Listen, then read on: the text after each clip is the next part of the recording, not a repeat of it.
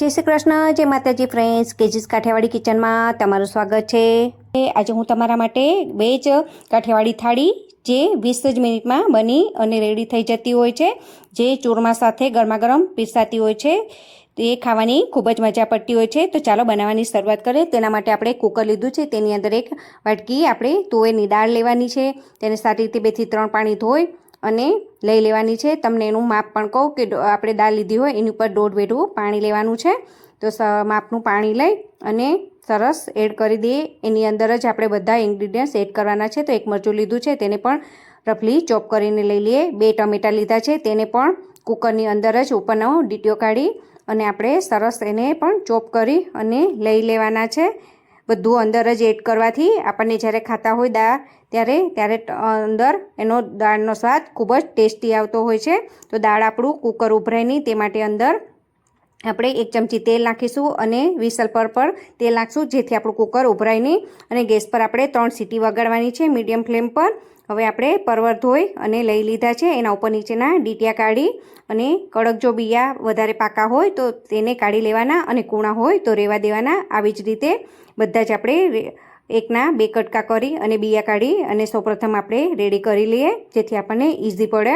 તો તમે જોઈ શકો છો મેં બધા જ કાઢી રેડી કરી લીધા છે। હવે એને લાંબી સ્લાઇસમાં આપણે પતલી સ્લાઇસ રાખવાની છે, જેથી એ ક્રિસ્પી ખાવામાં ખૂબ જ મજા આવે। તમે નજીકથી પણ દેખાડું, જો સરસ પતલા આપણે આવી જ રીતે બધા જ સુધારી અને સરસ પરવરને ચોપ કરીને લઈ લેવાના છે, તમે જોઈ શકો છો। હવે મેં એક નંગ મોટી સાઇઝનું બટેટું લીધું છે। પરવર અને બટેટાનું શાક ખૂબ જ સરસ લાગતું હોય છે, તો એને પણ ચિપ્સની જેમ આપણે મીડિયમ સાઇઝના લાંબા ફ્રેન્ચ ફ્રાય હોય તે ટાઈપના આપણે કટ કરી લેવાના છે અને 2 થી 3 પાણીમાં ધોઈ અને પાણીની અંદર રાખી દેવાના છે। હવે એક કડાઈ લેશું લોખંડની, તેની અંદર આપણે 1 ચમચી તેલ લેશું, તેની અંદર રાઈ 1 ચમચી રાઈ છે, 1 ચમચી જીરું અને ચપટી હિંગ નાખવાનું। આ લસણ ડુંગળી વગરનું શાક બનતું હોય છે। હવે આપણે પાણીમાં રાખેલા બટેટા છે તેને એડ કરી અને સારી રીતે મિક્સ કરી દેવાના છે। એને સરસ 1 થી 1 મિનિટ જેટલું સોટે કરી લેવાના છે। પછી જે આપણે પરવર સુધારીને રાખ્યા છે તે પણ આપણે એડ કરી દેવાના છે અને બધું સારી રીતે મિક્સ કરી દેવાનું છે। સારી રીતે બધું મિક્સ થઈ જાય એટલે એને ખુલ્લા જ 1 થી 1.5 મિનિટ આપણે સરસ એને સોટે તેલમાં થવા દેવાનું છે। પછી આપણે એની અંદર હળદર અને મીઠું એડ કરવાનું છે। તો એના માટે આપણે અડધી ચમચી જેટલી આપણે હળદર એડ કરીશું, તમે જોઈ શકો છો। અડધી ચમચી સૌપ્રથમ આપણે હળદર એડ કરીશું અને સ્વાદ મુજબ આપણે મીઠું એડ કરવાનું છે। મીઠું એડ કરી બધું જ આપણે મીઠું અને હળદર નાખી અને મિક્સ કરી ઢાંકણ ઢાંકી અને 1 થી 2 મિનિટ એને સરસ સોટે થવા દેશું। તમે જોઈ શકો છો આપણા શાકનો કલર કેવો સરસ દેખાય છે। તમે મીઠું અને હળદર એડ કરશો ને ફ્રેન્ડ્સ એટલે શાકનો કલર ખૂબ જ સરસ આવશે। હવે સાઈડ પર આપણું કુકર પણ ઠંડુ થઈ ગયું છે, તો તેને પણ ચેક કરી લઈએ। તો કુકર ખોલી અને એને સરસ બ્લેન્ડ કરી લેવાની છે, સરસ ફેટી લેવાની છે। હવે એની અંદર આપણે જરૂરિયાત મુજબ 2 ગ્લાસ જેટલું પાણી એડ કરવાનું છે અને સારી રીતે મિક્સ કરી દઈશું। અને ફ્રેન્ડ્સ આપણી દાળનો કલર સરસ રહે એ માટે આપણે દાળ વઘારમાં નહીં પણ દાળની અંદર જ આપણે 8 થી 10 લીમડાના પાન નાખી દેવાના છે। સાઈડ પર આપણું શાક પણ ચેક કરી લઈએ, હલાવી અને ઢાંકણ ઢાંકી અને રહેવા દઈએ। એટલી વારમાં આપણે દાળનો વઘાર કરી દઈએ। એના માટે આપણે એક તપેલી લીધી છે, એની અંદર 1 ચમચી તેલ લેવાનું છે। તેલ ગરમ થઈ જાય ફૂલ એટલે આપણે 1 ચમચી રાઈ નાખીશું, 2 સૂકા લાલ મરચાં જેના ટુકડા કરીને લઈ લેવાના છે, તેની અંદર ચપટીથી પણ ઓછી એટલે કે 8 થી 10 દાણા મેથીના લેવાના છે, ચપટી હિંગ લેવાની છે અને અડધી ચમચી આપણે હળદર જ વઘારની અંદર જ એડ કરવાનો અને થોડી દાળ લઈ અને સરસ બધું મિક્સ કરી દેવાનું છે। તમે જોઈ શકો છો કેટલી સરસ દાળનો કલર આવે છે। આવી જ રીતે આપણે બધી દાળ એડ કરી દેવાની છે। ફ્રેન્ડ્સ તમે સ્ટેપ બાય સ્ટેપ તમે રસોઈ કરશો એટલે તમારી રસોઈ 20 જ મિનિટની અંદર બની અને રેડી થઈ જશે। હવે આપણે રૂટીન મસાલા કરી દઈએ। અડધી ચમચી મેં મીઠું લીધું છે, 1 ચમચી લાલ મરચું પાવડર, અડધી ચમચી જેટલું ધાણા જીરું પાવડર અને સારી રીતે બધું જ એકવાર આપણે મિક્સ કરી દઈએ એને। એટલે તમે જોઈ શકો છો કેટલો સરસ કલર છે. અને પિંચ જેટલો જ આપણે ગરમ મસાલો એડ કરવાનો છે. ગુજરાતી દાળમાં જાજો ગરમ મસાલા નથી હોતા, પણ ખૂબ જ ટેસ્ટી લાગતી હોય છે. સરસ એને ઉકળવા દઈએ. તમે નજીકથી પણ જોઈ શકો છો આપણી દાળનો કેટલો સરસ કલર આવ્યો છે.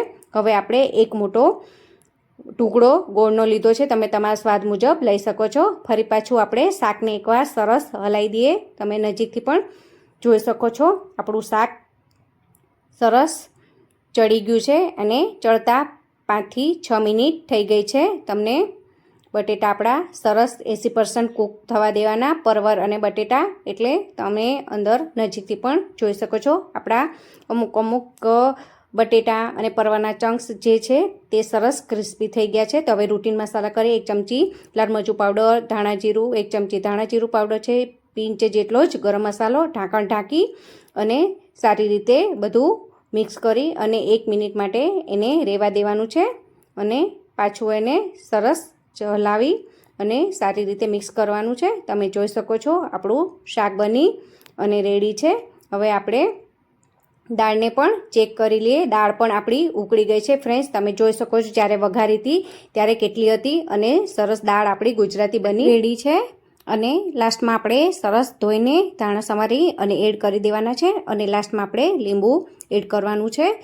દાળને હંમેશા ગુજરાતી ટેસ્ટ, ઓથેન્ટિક ટેસ્ટ દેવા માટે એને વઘારી અને ધીમા સ્લો ટુ મીડિયમ ફ્લેમ પર 15 થી 20 મિનિટ એને સતત ઉકળવા દેવાની. તેનાથી જ ઓરિજિનલ ગુજરાતી ટેસ્ટ આવતો હોય છે. તો ફ્રેન્ડ્સ, એ વાતનું ખાસ ધ્યાન રાખવું કે દાળને સરસ પ્રોપરલી ઉકળવા દેવી. તો તૈયાર છે આપણી બનીને ગુજરાતી દાળ. તો હવે આપણે બાજરીના લોટનું ચૂરમું બનાવીએ. તેના માટે એક રોટલો લીધો છે. તેને સારી રીતે હાથથી ક્રશ કરી રફલી એને ક્રશ કરી લેવાનો છે. તેને નાના મોટા ટુકડા કરી લેવાના છે. પછી એક મિક્સર જારમાં તેને બધું જ આપણે નાખી દેવાનું છે અને પલ્સ મોડ પર એને ચર્ન કરતા જઈ અને દરદરા ટેક્સચર આવે તે ટાઈપમાં એને પીસી લેવાનું છે.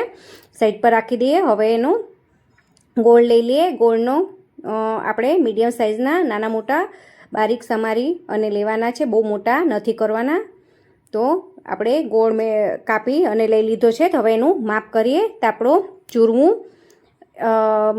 બાઉલથી માપીએ ને તો 1 બાઉલ જો ચૂરમું છે તો અડધો બાઉલ આપણે ગોળ લેશું. તમે તમારા સ્વાદ મુજબ વધઘટ કરી શકો છો.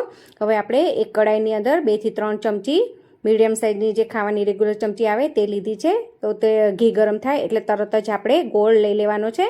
એનો પાયો નથી લેવાનો. સરસ એના કોઈ ગાંગડા ના રહે તેનું જ ધ્યાન રાખવાનું છે. અને સરસ મેલ્ટ કરી દેવાનો છે. સરસ ગોળમાં તમે જોઈ શકો છો બબલ્સ આવે અને ગોળ ફૂલે એટલે તરત જ આપણે ગેસ બંધ કરી દેવાનો છે ફ્રેન્ડ્સ. અને જે આપણે ચૂરમું કરી અને બાજરાના રોટલાનું રાખ્યું હતું તે એડ કરી દેવાનું છે અને ગેસને બંધ જ કરી દેવાનું છે. પછી જ એડ કરવાનું છે. એ વાતનું ખાસ ધ્યાન રાખજો.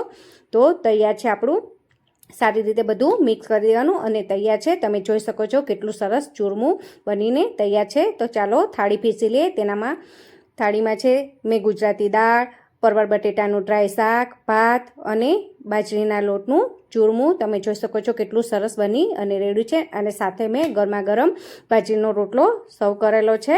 તો તૈયાર છે આપણી વેજ કાઠિયાવાડી થાળી, જે ચોમાસામાં ગુજરાતી લોકો ખૂબ જ ખાવાનું પસંદ કરતા હોય છે. તો આવા નવા વિડીયો જોવા માટે મારી ચેનલને લાઇક, શેર અને સબસ્ક્રાઈબ કરજો. ત્યાં સુધી આવજો. જય શ્રી કૃષ્ણ.